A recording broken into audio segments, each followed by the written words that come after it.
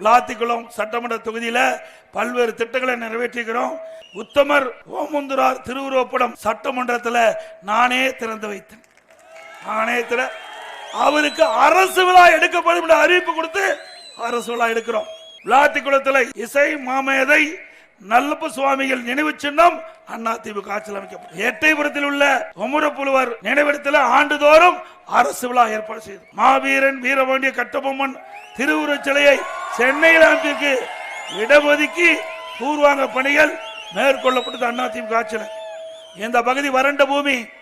இன்றைக்கு விளாத்திக்குளம் ஒரு வறண்ட பூமி.